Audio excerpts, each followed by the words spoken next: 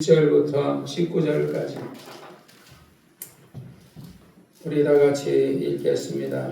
예수께서 12제자에게 명하시기를 마치시고 이에 저희 여러 동네에서 가르치시며 전도하시려고 거기를 떠나가시니라.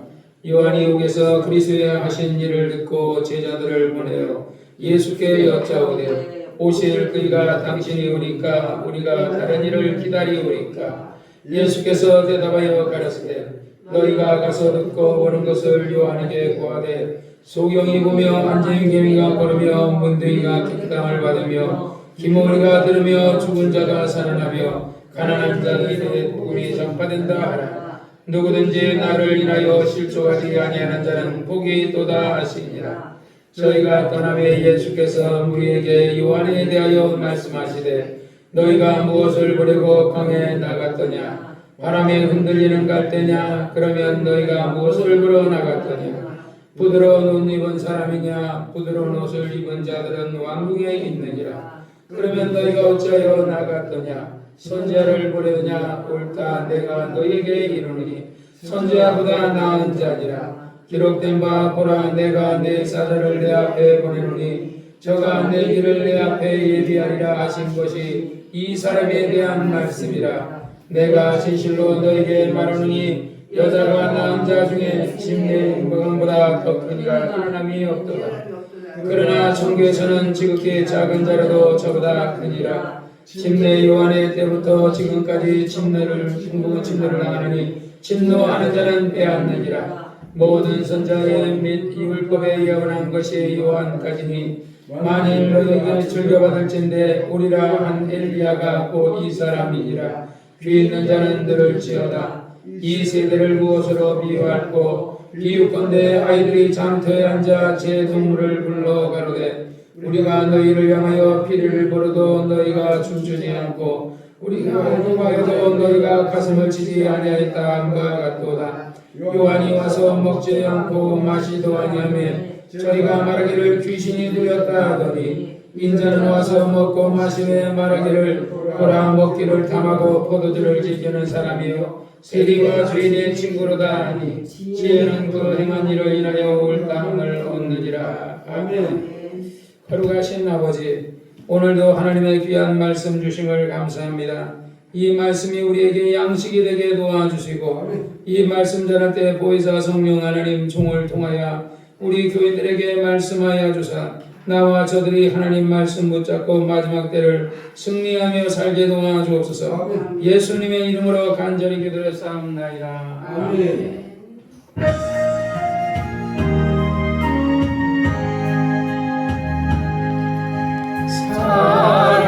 사랑하는 자여 내 영혼이 잘됨 같이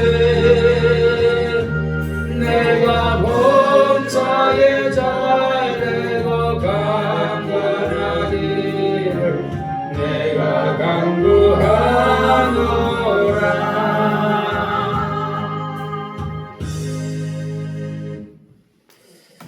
오늘은 마태복음 11장 1절부터 읽었습니다.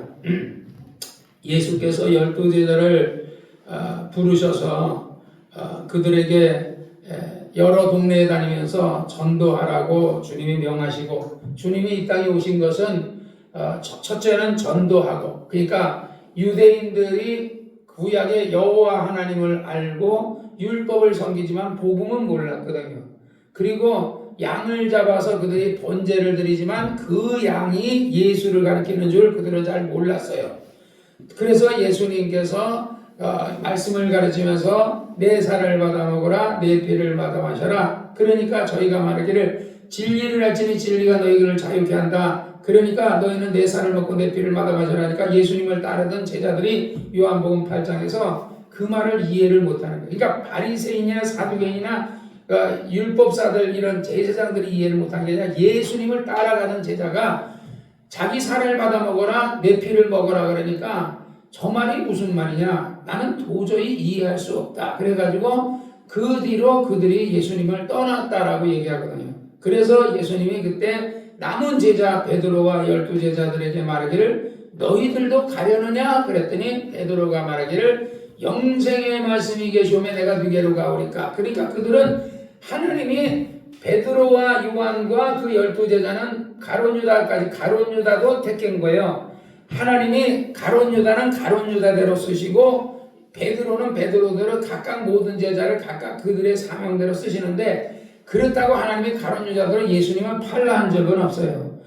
자기 마음에 돈에 눈이 어두웠고 명예가 눈이 어둡고 그것에 눈이 어두워서 은 30에 예수를 파는 것이지, 그러니까 세상 사람들이 지옥 가는 것은 하나님이 그들대로 지옥 가라 그런 적이 없어요.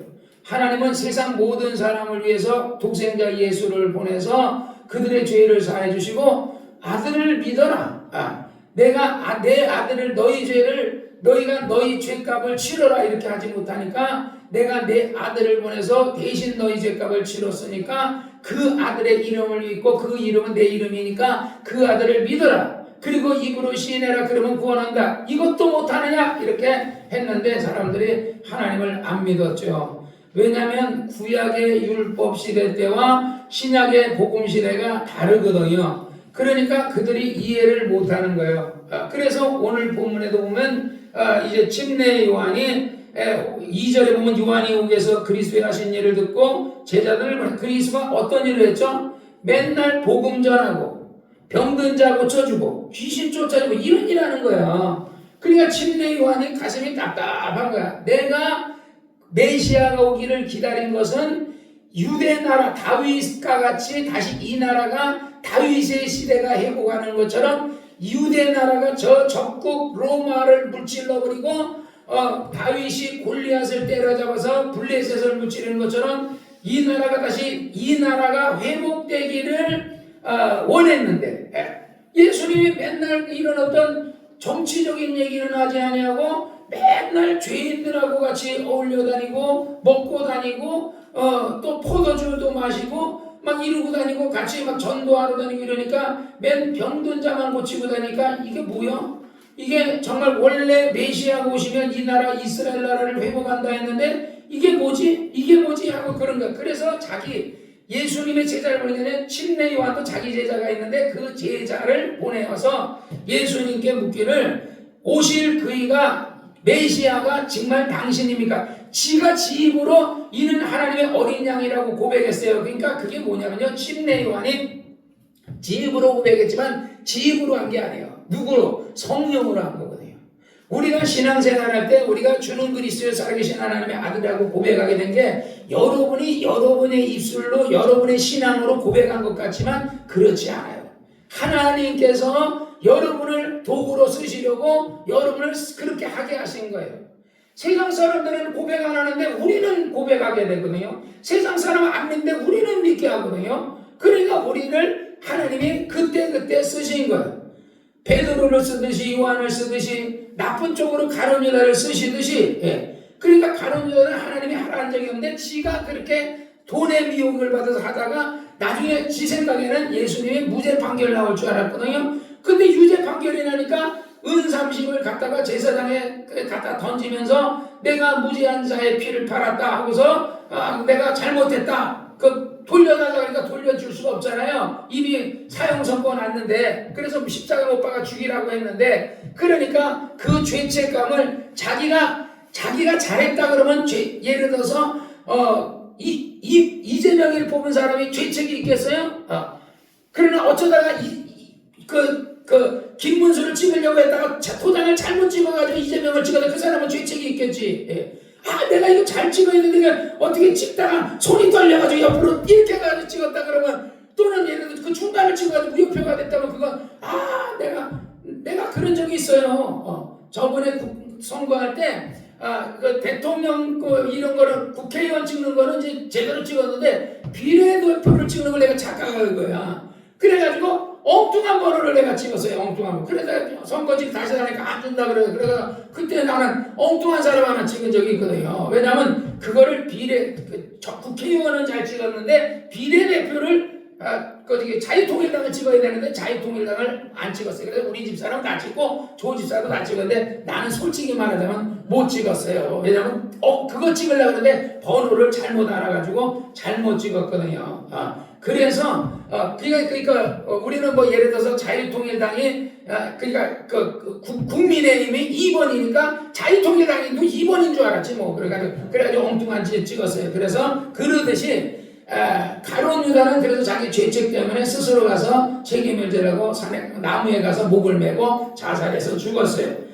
침례 요한은 오실 그이가 당신이 오니까 우리가 다른 일을 기다려 오니까 하니까 예수님께서 하는 말이 내가 그리스도 맞다. 내가 우리 그 장집사 병원에 사람이 우리 장집사가 진짜 그 여기 원장님이 그 보령에 그 부원장 맞느냐 하고 누가 네이버나 이런데 달았나봐요. 그랬더니 약사가 그걸 그러면 맞다고 이 사람이 보령에 거기 있던 사람이라고 그러니까 지금 그거 약 잘못한 건데 재판까지 이렇게 해야 되는데 그걸 갖다가 어떤 사람이 그렇게 물었다고 하면서 그랬다 하는 것처럼 그거를 해명을 해줘야 되는데 그걸 예를 들어 다들 약사나 사람들 거기 사무장이나 사람들이 그런 그 일을 해야 될 것이 물론 의사인 나도 내가 그렇다 하고 얘기할 수 있지만 주변에서 그렇게 해야 되는데 그렇게 하지 못하더라고요. 그러니까 여기서는 이제 침례 요한이 예수님께 묻는 거예요. 해명하라 이거야. 오실 그이가 당신이 오니까 우리가 다른 일을 기다리오니까 그러니까 예수님께서 내가 그리스도 맞아.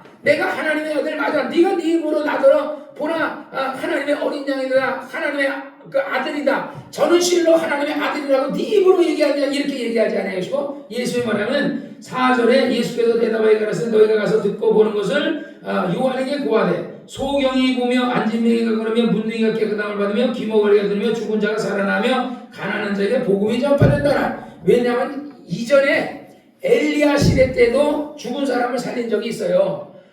그 다음에 엘리사 시대 때 죽은 사람을 하나 살렸거든요. 엘리야도 하나 살리고 엘리사도 하나 살렸어요. 그러나 뭐 그냥 병든 자를 그냥 눈에 띄는 대로 막 고치진 않았거든요. 어쩌다 하나씩 고쳤어요. 구목사보다도 더 못 고쳤을지도 몰라요. 왜? 구목사는 그래도 한 기억에 뽑아보면 한 200여 명 되거든요.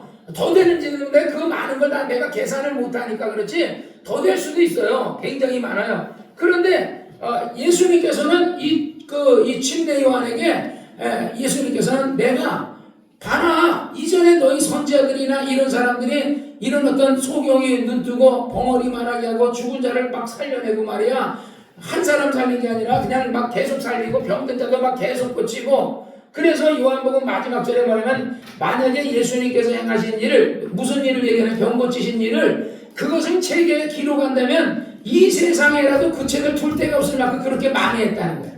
예수님은 그냥 다니면서 조목사님은 오늘 하나님께서 오늘 어떤 사람이 뭐 어깨 아픈 사람 다리 아픈 사람이 났습니다 하면 그 사람만 나요. 그렇다고 그런 사람이 다 났는 게 그중에 믿음 있는 사람 몇 사람만 났거든요. 근데 예수님은요 예수님을 만지고 진짜 예를 들어서 그냥 예수님께 나가는 사람은 다 100% 났어요. 그래서 수많은 사람이 예수님이 지나가실 때 예수님의 옷가라도 만지어서 병 고침 받으려고 그림자라도 좀 이렇게 하면 병 난다고 그래서 예수님 지나가는 길에 돗자리 깔아놓고 옷 깔아놓고 기다리고 있었다고요. 우리 그 에버랜드 가면 퍼레이드를 해요. 막 그럴 때 그 길 양옆으로 쫙 사람들이 앉아가지고 그 퍼레이드 보면서 막 박수 치면서 나랑 우리 혜선이랑 우리 자연이랑 우리 집사람이랑 막 그거 퍼레이드 봤던 건데 또 보고 그러면서 하거든요. 그냥 완전 예수님이 가는 게 완전 퍼레이드 하듯이 예수님 지나가고 수많은 수만 명이 거기 길을 쫙 앉아가지고 예수님 혹시라도 예수님의 옷자락이라도 만져서 병 고침을 받을까 해가지고 수많은 사람이 나갔대요. 그러니까 이것을 얘기해줘라. 이전에 선지자가 이전에는 나 전에는 선지자 시대였는데 선지자가 소경의 눈을 뜨이고 벙어리가 말하고 문둥이가 깨고 이런 게 없었지 않느냐. 그런데 이걸 봐라. 그러면 이게 뭐냐? 하나님의 역사가 아닌 곳에 어떻게 이런 일이 일어나겠냐? 너희가 내 말을 못 믿겠거든. 내가 행하는 일을 인하여 너희가 믿어라 하는 거 말하는 것처럼 예수님께서 이렇게 많은 병든 자를 고치는 것을 예수 가봤더니 예수님께서 소경의 눈을 뜨게 하고 벙어리 말하고 문둥이도 고치고 막 죽은 자도 살리고 그러더이다. 그리고 가난한 자들에게 복음이 전파된다. 여기서 가난하다는 것은 똥구멍이 찢어지게 가난한 사람을 얘기하는 게 성경의 말이 뭐라죠? 심령이 가난한 자는 복이 있나니 천국이 저희 것이며 그러잖아요. 마음이 가난한 사람이, 돈이 많은 사람도 마음이 가난하면 예수 믿는 거고, 이 똥구멍이 찢어지게 가난하게 정말 노숙자 생활하는 사람도 마음이 가난하지 않은 사람은 예수 영접 안 하거든요. 예수 믿으라 그러면 예수가 어디 있어 그러거든요. 그러니까 우리는 마음이 가난해져서 예수님을 믿은 거고, 세상 사람들은 마음이 가난하지 않아서 믿지 않는 거예요. 그래서 그런데 신기한 건 돈 많은 자들이 예수를 믿는 것보다는 가난한 사람이 대체적으로 잘 믿어요. 왜냐하면 우리나라도 60년대, 70년대, 뭐 50년대 막 이때는요, 굉장히 우리나라가 가난했어요. 그때 병원도 제대로 못 가고 그러거든요. 병자가 많았다고요. 그때 예수님께서 정말 목사님들 중에서 신유를 많이 해가지고 수많은 사람이 병이 났고 그런 기적을 체험. 그래서 이 기독교가 체험의 종교라는 거예요. 어느 교회든지 병 고침의 역사가 다 있을 정도로 그렇게 있다는 겁니다.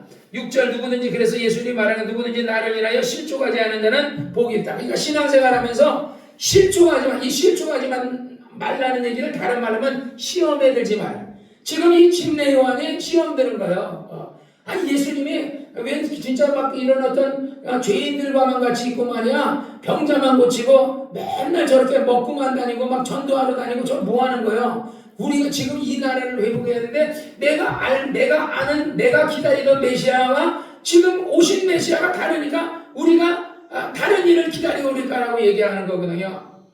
7절 저희가 떠나면 예수께서 우리에게 요한에 대하여 말씀하시되 너희가 무엇을 버리고 광야에 나갔더냐? 이 요한이 이제 어려서 이제 침례 요한이 커가면서 광야에 가가지고 학교도 안 가고 광야에 가서 메뚜기와 석청을 먹어. 석청이라는 건 벌꿀이에요, 벌꿀. 그러니까 메뚜기 잡아먹고 꿀 먹으면서 그가 그 옷은 한 벌밖에 없죠. 그냥 그가 거름한 옷, 가난한 옷 한 벌 입고, 그러면서 머리는 이발도 안 하고 머리 계속 아주 장발처럼 계속 기르는 거예요. 그러면서 그러니까 너희가 뭐 보러 나갔느냐? 옷잘 입은 사람으로 갔느냐? 그들은 어디 있어요? 광야에 있다. 저 안에 광야가 아니라 왕궁에 있다. 왜냐하면 돈 많은 부자는 뭐예요? 실크 옷을 입어요. 그래서 자색 옷을 입는다. 임금과 부자는요 공통점이 있어요. 자색 옷을 입는다는 거예요. 고운 배옷을 입고 안에는 배옷을 입고 겉에는 자색 옷을, 실크 옷을 입는다는 거야. 그래서 예수님에게도 자색 옷을 빌라도가 헤롯이 입혀주면서 보내잖아요. 그런 듯이 나중에 그 사람들이 그 자색 옷을 입혀놓고 왕이시여 하고서 그 다음에 뺏어가지고 딱 때리고 그러잖아요. 그러면 너희는 무엇을 버리고 나갔더냐? 흔들리는 갔더냐? 그러니까 너희는 왕궁에 있는 옷 잘 입은 사람은 왕궁에 있고, 들에 나가면 오늘도 자인이랑 이렇게 가까이 이렇게 걸으면 막 갈대가 있거든요. 갈대를 보러 갔느냐? 아니다. 우리 그들이 이스라엘 백성 나가서 갈대 보러 간 것도 아니고 옷 잘 입은 보는 사람은 아니다. 누구 보러? 선지자를 보러 나갔다. 그러니까